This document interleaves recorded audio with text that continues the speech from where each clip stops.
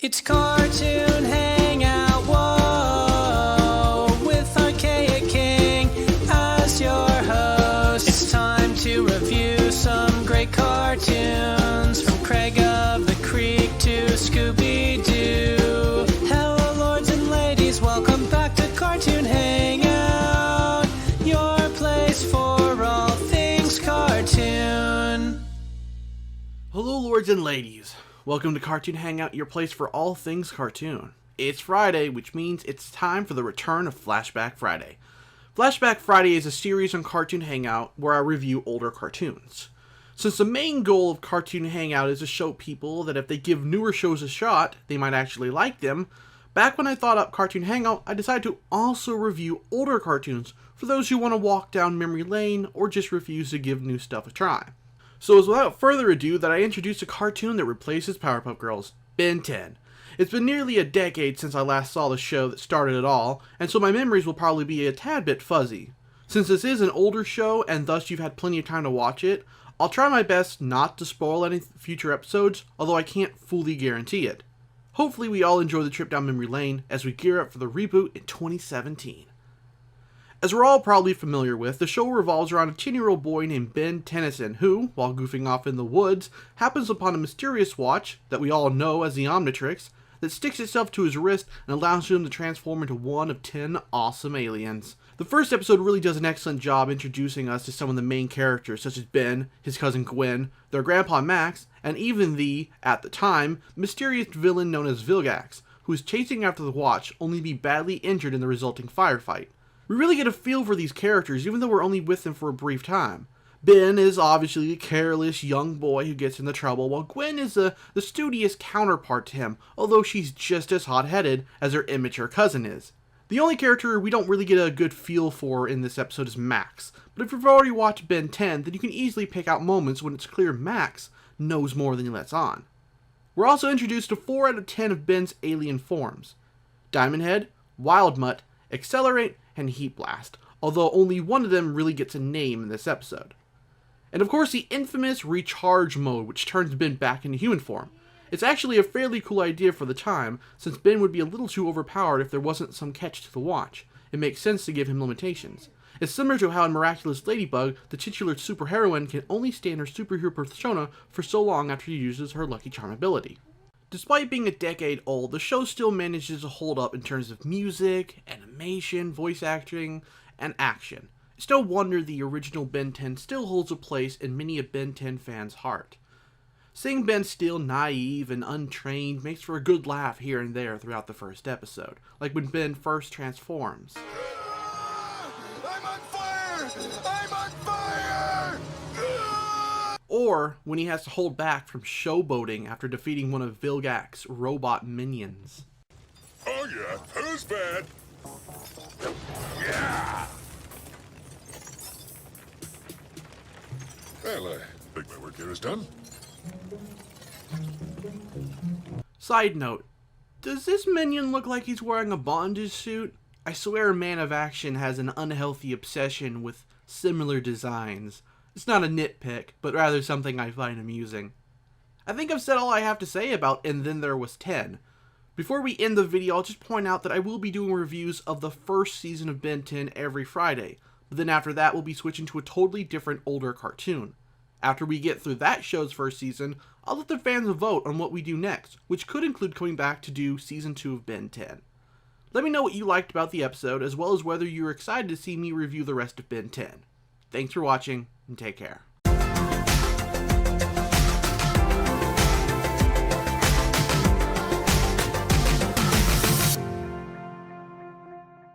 Hello, lords and ladies. Welcome back to Cartoon Hangout, your place for all things cartoon.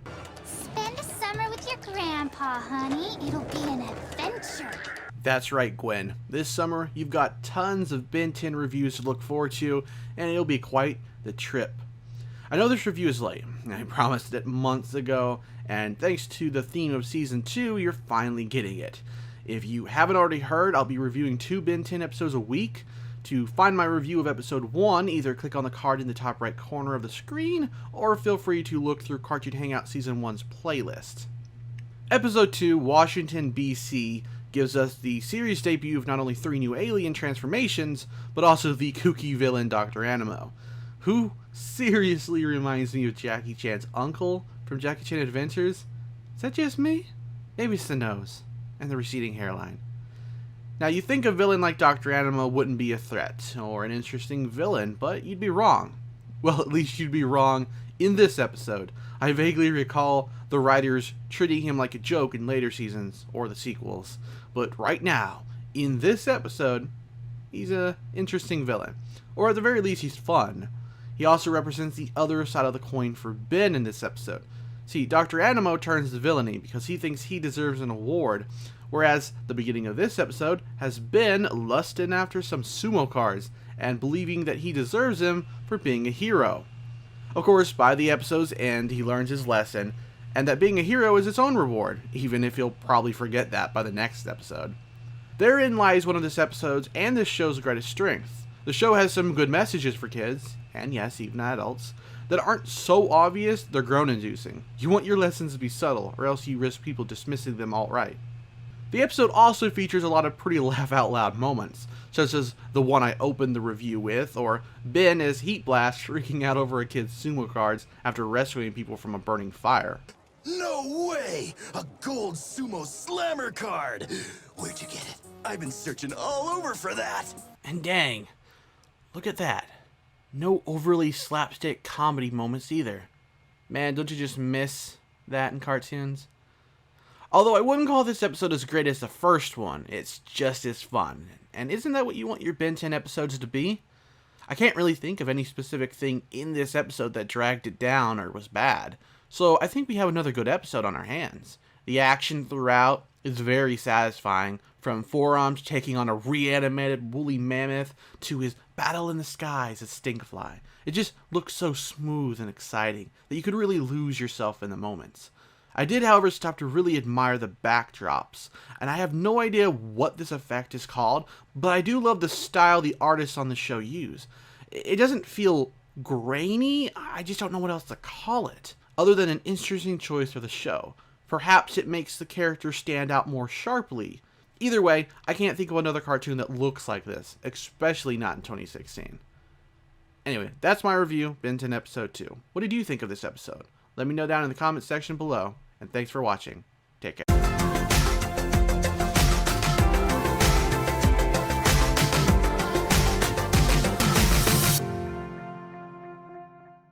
Hello lords and ladies, welcome back to Cartoon Hangout, your place for all things cartoon.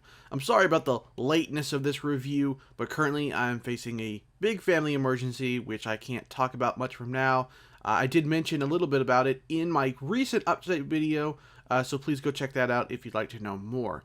But for now, you'll just have to deal with some late videos for about the next week or so. I'm not sure how long this thing is going to last, but I'm working hard. I'm trying to get these videos up.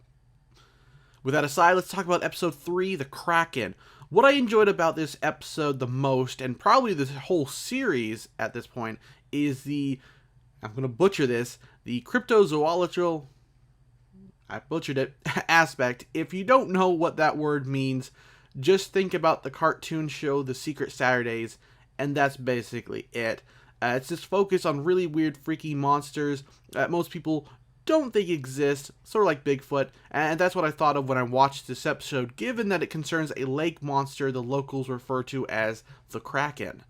Now, going into this episode, knowing what the episode was going to be about, because keep in mind, I have watched this show before years ago, I wasn't anticipating being all that into it. We've got a creature living beneath the surface of a lake, and I've seen that a lot in cartoons, especially Scooby-Doo.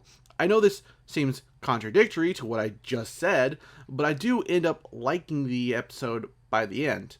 And again, that really has to do with the tone this episode gave off. It was creepy, but not too creepy, with its mysterious creature, and the kooky fisherman, and even the friends of fish. It almost seemed like a Scooby-Doo episode, just with aliens. It all just jailed together in a way that was fun and humorous and action-packed. The monster itself was humongous and especially Cthulhu-esque. It probably was those tentacle-looking things around its mouth that gives me that impression. Ripjaws, Ben's newest alien that he somehow magically knew the name of, I don't know how, was also something that added heavily to this episode's cryptozoological feeling. There I go again. I probably butchered it. That's a hard word to pronounce. The design was perfect for this episode, and the action moments involving the alien were really great.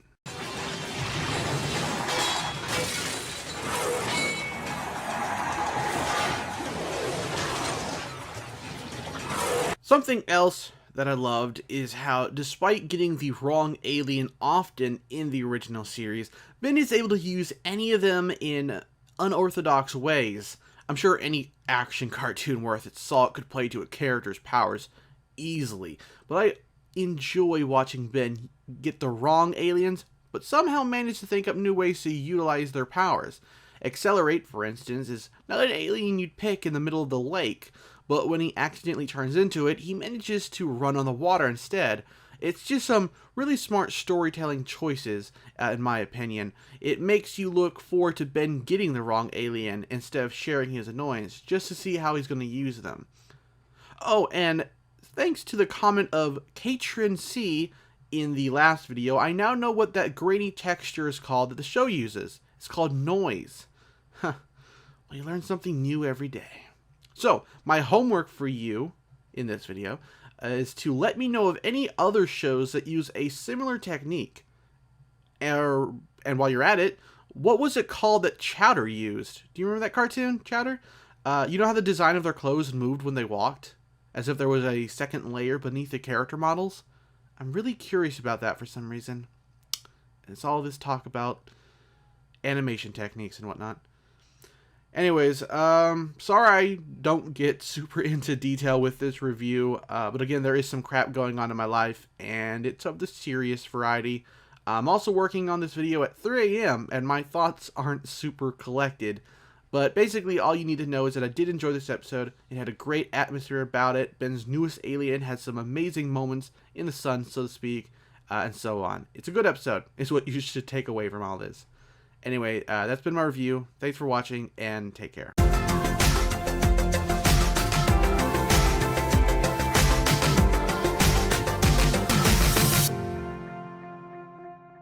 Hello, lords and ladies. Welcome back to Cartoon Hangout, your place for all things cartoon. Sorry this review is a day late, but I wasn't really up for working on videos yesterday. So, the first two episodes of Season 1 have been fairly sci-fi-ish, but the previous episode, including this one, are a little bit closer to horror, or maybe horror sci-fi, and that's pretty awesome. Episode 4, Permanent Retirement, felt like I was watching some 50s horror movie like Invasion of the Body Snatchers. Heck, I bet if I head over to the Ben 10 wiki, it'll say it was inspired by that movie.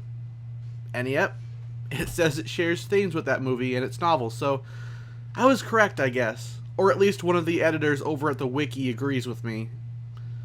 I think it was that underlying horror theme throughout the episode that really made me enjoy it. I don't know what's been up with me lately, but I love horror a lot more than when I was growing up. Luckily, the part in a horror movie where no one believes the main character doesn't take up too much screen time in this episode, as Grandpa Max and Gwen pretty quickly turn around and believe Ben. But the biggest disappointment in the episode was the final reveal of who the aliens were, the Limax. Not yet, I'm not.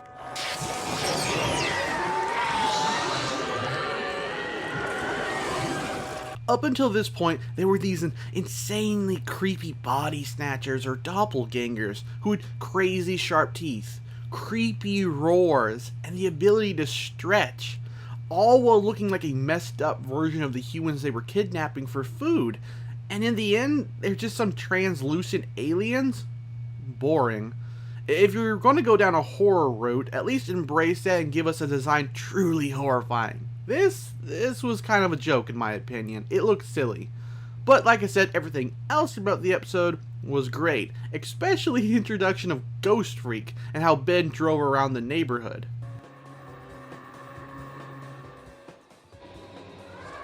That was probably the funniest part of the episode. Coming back around to the negatives though, some scenes didn't play out like I thought they would. See, when Ben and Gwen run into fake Grandpa Max, they barely react. They're everywhere! I know. Come here. I'll protect you. Let's get out of here! It felt very odd and it pulled me out of the episode a little bit. Honestly, that entire sequence of events wasn't exactly high quality in my opinion. And I guess that's my review of episode 4. I'm sorry the review probably isn't all that detailed. For some reason, I really struggled to write this one, even though I knew I liked the episode. I hope you enjoyed it either way, and I will definitely try better for the next review. Also, make sure to check out my Patreon if you have the chance. I added a 3rd reward tier, and I'm kind of proud of it. Again, if you don't feel like it, you don't have to pledge anything. Thanks for watching, and take care.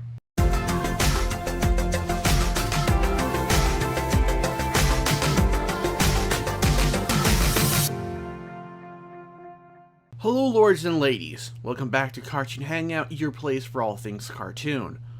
4 episodes later, and we get back to the central story of Season 1, namely Vilgax's pursuit of the Omnitrix.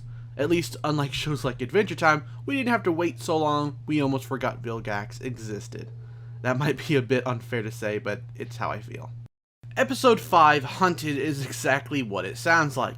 Ben has to avoid being hunted down by some alien bounty hunters, and it leads to a fairly heavy, action-oriented episode, besides the bit of training Ben gets at the start of the episode. And this being an action cartoon, it's not a bad thing. I won't say it's as exciting as past episodes have been, despite us being reminded Vilgax is still a threat, but you can tell the animators didn't shirk their duties when working on these scenes. As for story, we officially see Ben and company learn the official name of the watch, and we possibly get some hints as to a second person's interest in the Omnitrix if Tetrax's dialogue is anything to go off of. Oh yeah, that's the bounty hunter who helps Ben. His name isn't revealed in the episode, I don't recall, so that's a bit of a spoiler for later. Speaking of later, the other 2 bounty hunters do end up returning several times throughout the franchise, which I never realized before until now. They're Crab and 6-6 respectively. I really enjoyed seeing how distinctive each bounty hunter was. Instead of them just being copied and pasted, Crab had, well, a crab claw and could drill into the ground with his legs, while 6-6 was, well, I guess he was the more basic of the 3. Still very cool, but not as visually interesting as the other 2. Unfortunately, despite the cool action scenes, I do think this episode isn't up to snuff with the previous 4 episodes. Again, the action was really cool, but the setting and some of the plot parts bored me a little. I did think it was nice to see Ben grow as a character, learning that brute force won't always win the day, but I almost feel like he's already been doing that in the other episodes. This episode made it feel like he only uses strong aliens when we've seen him use others. Either way, it was still a good episode, just not as good as episodes 1 through 4. And I think that's it from me. If you have any thoughts on this episode you'd like to share, feel free to leave a comment below. Thanks for watching, and take care.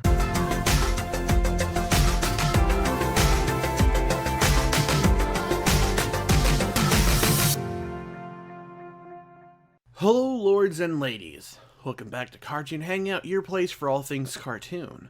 The 6th episode of Ben 10, Tourist Trap, has a lot to offer, from a prankster villain to good old-fashioned science.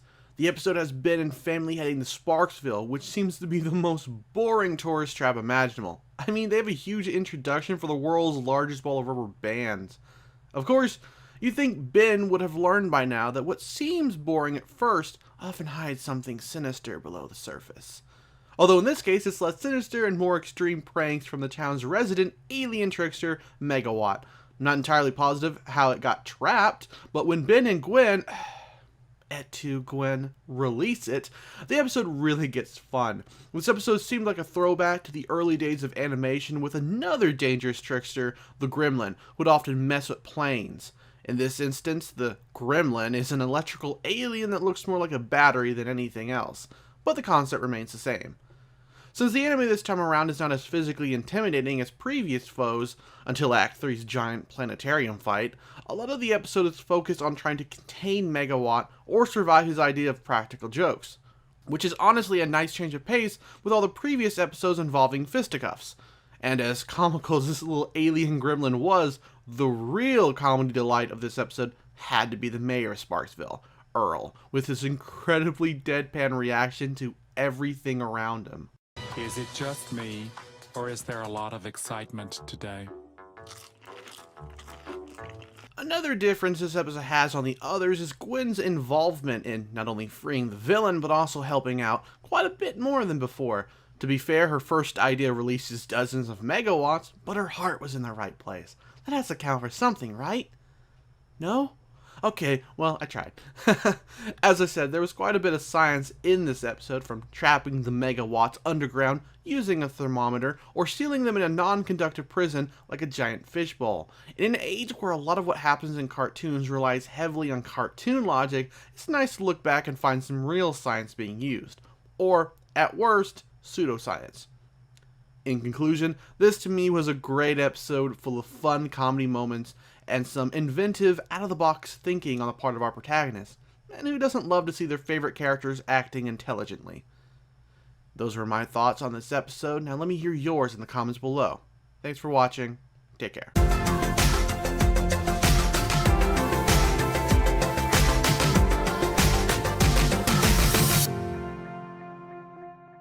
Hello, lords and ladies. Welcome back to Cartoon Hangout, your place for all things cartoon. The aptly named 7th episode of Ben 10, Kevin 11, introduces us to a character pretty familiar to fans, namely Kevin Levin, another kid with a weird numerical last name and a bad attitude to boot. What? Couldn't you tell by his padlock necklace? Seriously, who wears a padlock as a necklace? I know why he does, even if it's not mentioned in this episode, but still.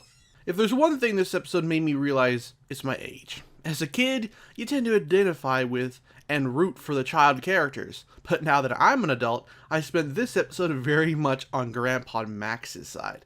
And who can blame me? Ben has acted childish in the previous episodes, but he crosses a line in this episode, which rightfully leads to him losing his grandpa's trust by episode's end. I think this needed to happen at this point to help teach Ben a lesson in what being a hero is all about, as well as guide him to the man we all know he'll become. Of course, at the same time, he's still a 10-year-old, so it'll take this lesson being hammered into him multiple times before it truly sticks. I would know. I have a niece, and my god, do I have to repeat myself a billion times to her. Does she learn her lesson? Yes, but only for that day. Then, by tomorrow, she'll have forgotten it. In episode 2, I mentioned how Dr. Anima was the other side of the coin for Ben, but Kevin truly is the other side of the coin for Ben. Kevin is what would happen to Ben if he only cared about himself and used his powers for selfish reasons. Essentially, you could think of Kevin as the Dr. Octopus to Ben's Spider-Man. He has no support system, like Ben does, and he has powers that make others think of him as a freak. Kevin is the perfect antithesis for Ben. After getting used to how the sequels portrayed his powers, it's interesting to go back to a more energy vampire version of his powers. Most of the episode has him utilizing them in not so visually exciting ways, but once he throws down with Ben, we get to see some really stellar looking action scenes. And Kevin just looks so screwed up and is awesome. Seeing him half normal and half heat blast is great. And we can clearly see him slowly mastering the energy because when he absorbs Ben as forearms, he has a slightly more complete transformation. I think this episode had a lot of great moments, including Ben and Kevin teaming up and running amok in the city, and setting up Kevin to be an incredibly new recurring enemy for Ben to face in later episodes. I think the only moment that had me confused was the extreme response from the police. I mean, they sent in the SWAT team to stop 2 kids from stealing some video games, and they even shot at them. And that was before they used their powers. Not sure if it's meant to be an extreme response or if the writers just sort of goofed because they just really wanted to have Ben fly through the city while being shot at while carrying Kevin. And those were my thoughts on episode 7. What did you think of this episode, or what was your favorite moment? Thanks for watching, and take care.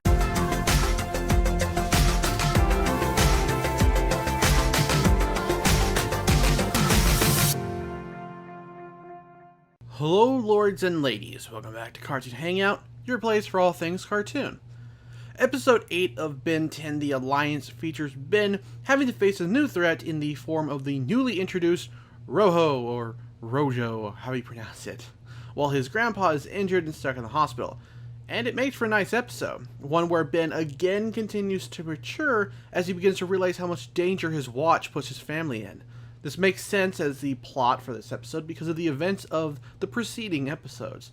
Ben has tended to view the Watch in a positive way, but lately it's just gotten him into more trouble. In this specific instance, Vilgax has once again sent droids to capture the Omnitrix.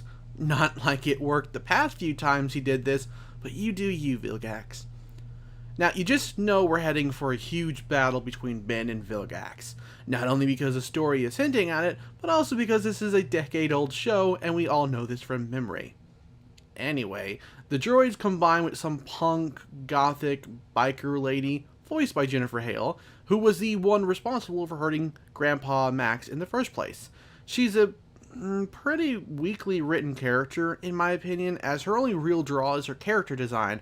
Otherwise, she's just a human version of the droids Vilgax has sent before.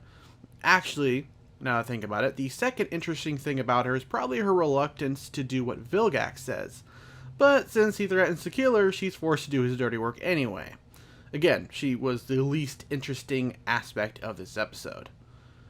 It's actually a relatively dark episode. Max is hurt, Ben's depressed and full of angst. It's quite a different episode than the first 7. With the recent footage of the upcoming reboot still in my head, it'll be interesting to see a more comedic version of this show. Either way, the darkness that pervades this episode works due to it being organic. I think the only negative thing about this episode was some of Ben's dialogue. I guess since he spent most of the series thus far being fairly jovial, it's almost jarring to see him go to a dark place. Wait until we get to Alien Force, am I right? Or maybe it just doesn't work for me because of Tara Strong. She's a talented voice actress, but her Ben voice isn't really suited for being angsty.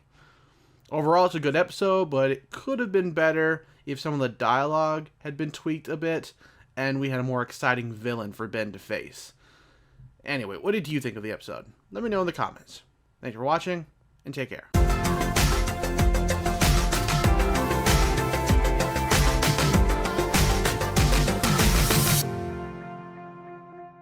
Hello, lords and ladies. Welcome back to Cartoon Hangout, your place for all things cartoon. When I saw that this episode involved Zombozo, I got immediately excited to review it. To me, the demented vampire clown and his ghoulish henchmen are among the best, if not the best, Ben 10 villains in the entire franchise. They're just so freakishly designed and remind me a lot of the Jokers from Batman Beyond. Speaking of Batman, apparently the voice actor of Zombozo got to voice the Joker at one point, which explains why I get a major Joker vibe from the character.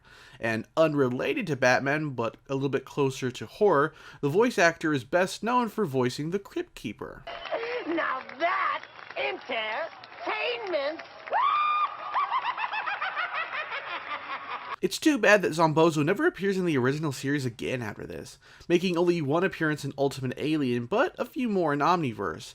We do get more appearances from his henchmen, but even they're vastly underutilized, and that's quite a shame. Clowns have frightened young kids and adults for ages now, and Ben is no different.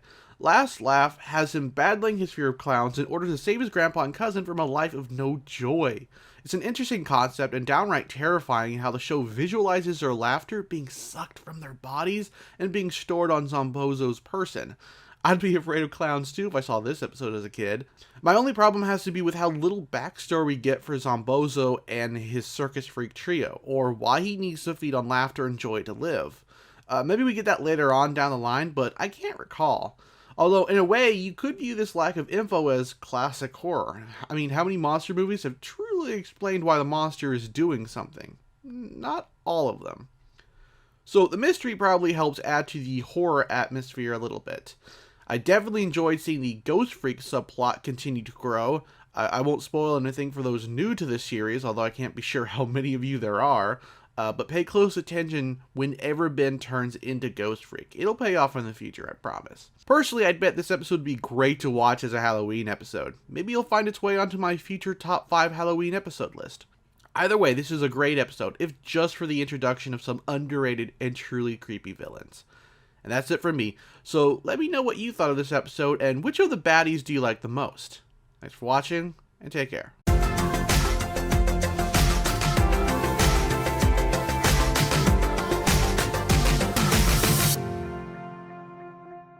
Hello lords and ladies, welcome back to Cartoon Hangout, your place for all things cartoon. Lucky Girl is probably the episode some of you have been waiting for me to get to, on account of it being the debut of Gwen's superhero identity, Lucky Girl. And I'll admit, I was excited too, because I always remembered loving the episodes where she becomes Lucky Girl.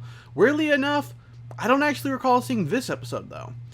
I believe this is our first instance of the supernatural in Ben 10, and I think it's pretty cool, even if we don't get to see any reactions from the main characters about it. Generally, the past episodes have relied on science fiction, and it would have been interesting to see the characters tackle its existence alongside their more sci-fi adventures, but alas, we don't get to see that. What we do get is a pretty fun and magical episode featuring the debut of Hex, who we'll see at least a few more times in this series and in the sequels. I really dig his design and its whole voodoo flavor.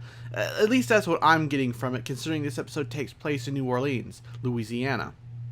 I am a little disappointed he never really comes off like a threat due to the powers of luck being on Gwen's side. Sure, Ben is taking the task along with some innocent bystanders, but it never feels like Hex was capable of beating them, which is sad because he looks so cool. I think he'll get some better episodes later in the series, or at least in the sequels, but his debut wasn't that great. He gets some cool moments, but in general, he almost feels like a joke when faced with Ben and Gwen. As for Gwen, I think this was the most I've cringed at the things she said or did. How did you pull off this amazing rescue? With style, of course. Who's your hero? From a storytelling perspective, it makes sense to give her a chance to be a hero. She's helped Ben along with her grandpa multiple times throughout the series up to this point, but she's never gotten her share of the limelight like Ben does. So she obviously jumps at the chance when it's given, and proving she's very much related to Ben, she fails pretty hard at first. Too eager to prove herself, she forgets that you can't rely on luck all the time. And that was a really good thing to include because it helps contrast what she says earlier in the episode with what Ben really does. All that stuff you did, it's not you, it's that charm. It's not you either, it's that watch. Sure, he wouldn't be much of a hero without his watch, but he actually does do the things he does. The aliens don't take over for him, he needs to learn and become skilled with each of them.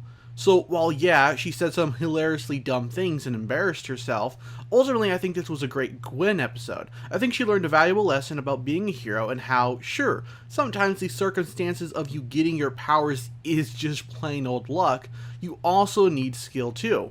It actually reminds me of the fan who left a comment somewhere talking about how there may have been plans by Man of Action to do a spin-off series about Lucky Girl. I'd definitely watch that if I'm honest. So what I'm getting at is that I like the concept for this episode, but I do think parts of it could have been better written, especially in how Hex was portrayed. But what did you think about the episode? Let me know in the comments down below. Thanks for watching, and take care.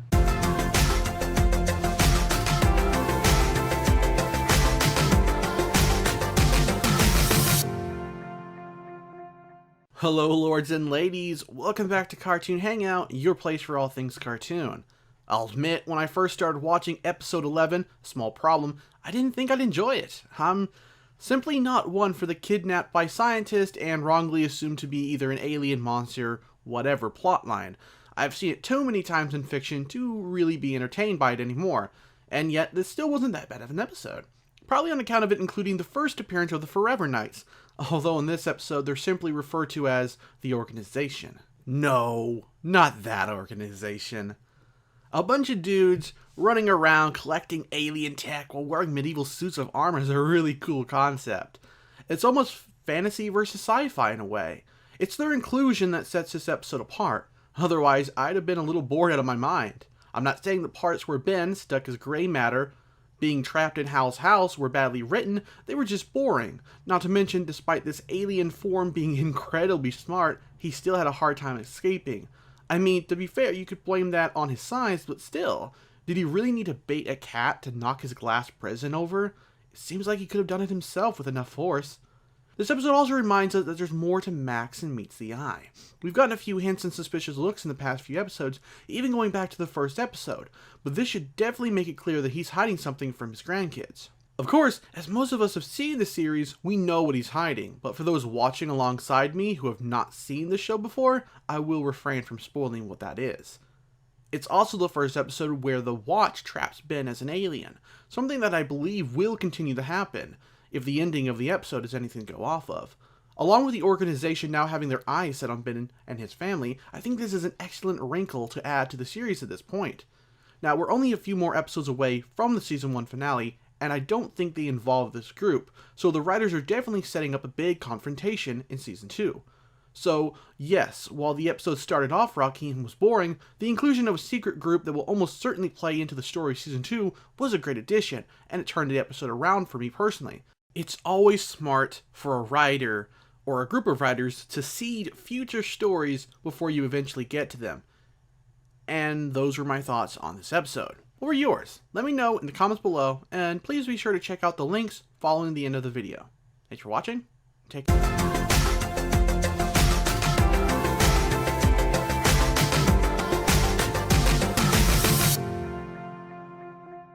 Hello lords and ladies, welcome back to Cartoon Hangout, your place for all things cartoon.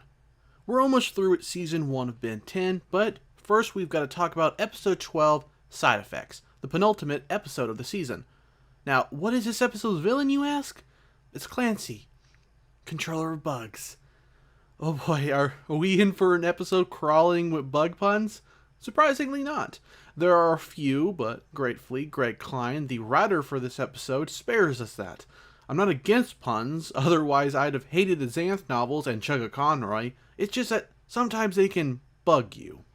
As most villains go, a bug-based one isn't high on the originality scale, and if you're watching a series about a superhero or just superpowered characters in general, you're bound to run into one at some point. Take my episode 1 review of the original Powerpuff Girls, which you can click on this card to watch, which featured a villain who also controlled insects and wanted to destroy mankind. That's just one example, I promise you there's more. Now, of course, it doesn't alone merit me criticizing the choice in bad guys for this episode. It's all about execution. You can take a worn-out concept and revitalize it, but this episode doesn't really do that. Let's go down a checklist. Does he look creepy and basically look like a slob? Check. Does he live in a run-down building? Check. Does he want to destroy mankind and or view insects as superior to humans? Check and check. By all accounts, he doesn't seem to be that good of a villain, and we don't even learn how he came to possess his powers. I do know he appears later in the series, so we'll probably have to wait for some explanation, as I don't really recall. What saved this episode from just being an okay episode was the fact that Ben got sick. Ben already has to deal with the Watch constantly messing up, or giving him the wrong alien that he wanted. So watching his human illness mess with his alien forms was hilarious and illuminating. Wild Mutt couldn't see because mucus was clogging his gill-like nostrils. Forums translated Ben's hives into pus-filled pockets. Gross. And more interestingly, Heat Blast gained the ability to shoot ice. That last one was the one I enjoyed the most because thus far Ben has no ice-based alien and won't until, I believe, Alien Force with Big Chill. For a second when I saw the blue flames, I just assumed the sickness had made Heat Blast flames even hotter, as I think a blue flame tends to indicate a hotter temperature than a regular orange one, but that turned out not to be the case. Now, I could criticize this episode for how the insects moved when in a tightly clumped swarm, or when they formed around Clancy, but I'm not going to. Why? Because I do understand animation is a difficult task, and animating hundreds, if not thousands, of tiny insects would be too difficult unless you used a lot of CGI, I imagine. So yes, while at times the insects looked really weird or seemed to be glitching out at times, I'm giving it a pass and asking the animators if they need a hug. Besides that, the only other criticism I have is the lack of any guards in the nuclear plant. One could suppose Clancy took care of them, but I don't remember seeing any bodies laying around, do you? It's a small detail, but one that could have helped ease my suspension of disbelief over a nuclear plant being pretty close to a city. I mean, it looks really close by in this shot. Other than that, I say this still ended up being a good episode, even with an uninteresting villain and the fact that this ended up being the second to last episode of the season. I was really expecting something more, but I still enjoyed the episode.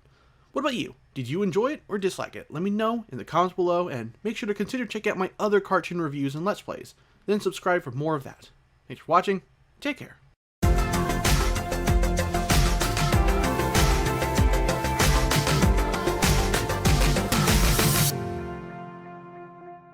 Hello lords and ladies, welcome back to Cartoon Hangout, your place for all things cartoon. This is it, the finale of Ben 10 Season 1. Does episode 13, Secrets, live up to the hype? Yes. Yes it does. After an entire season of teasing us with a build-up to a grand battle between Ben and Vilgax, we finally get just that, and it's truly spectacular. Secrets was an exciting episode from start to finish with not much time to stop and question what's going on. The episode never really slows down once it picks up steam, and I loved every second of it. And Vilgax, as the big villain of the season, does not disappoint in the slightest. I'd forgotten how massive he was. He is truly a sight to behold, from his large stature to his relentlessness, or even his entrance.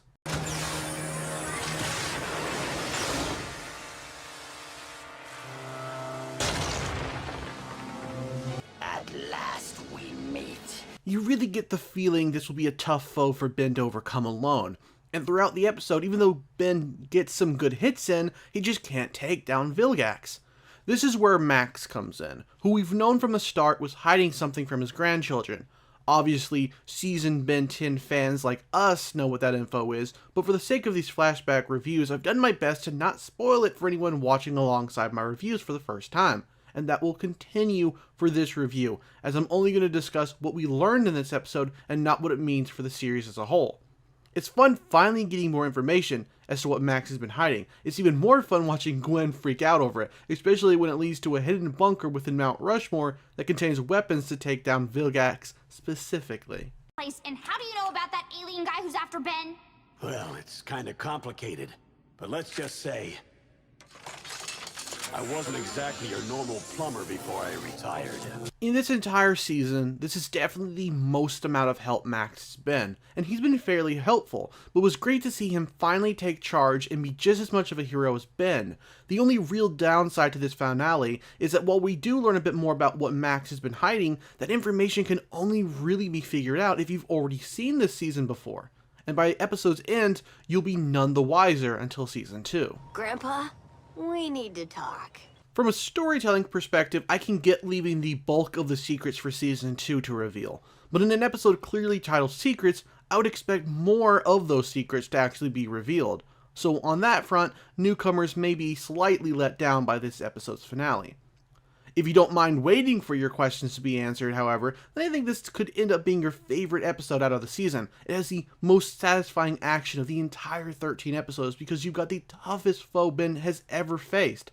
And my god, the action sequences are like candy. They're so perfectly animated and a lot of destruction is shown off. Buildings being leveled, pavement being turned into tar or flat out destroyed. Now, unless you hated Man of Steel, you'll probably get a kick out of how this episode amps up the tension and action. It really helps the action moments that a power surge / glitch made Ben keep changing from alien to alien. It wouldn't have been much of a fun episode without all 10 of his aliens being used in a futile effort to defeat Vilgax. And even with the might of his watch, Ben still needs help from his family, and that's a very heartwarming moment. Episode 13 is a fantastic episode, and I can't wait for us to get into Season 2, which I believe will reveal more backstory about Max. Let me know what you thought about this episode, and your favorite moments down in the comments below. If you enjoyed this review, go check out my other reviews, then consider subscribing for more cartoon reviews and Let's Plays. Thanks for watching, and take care.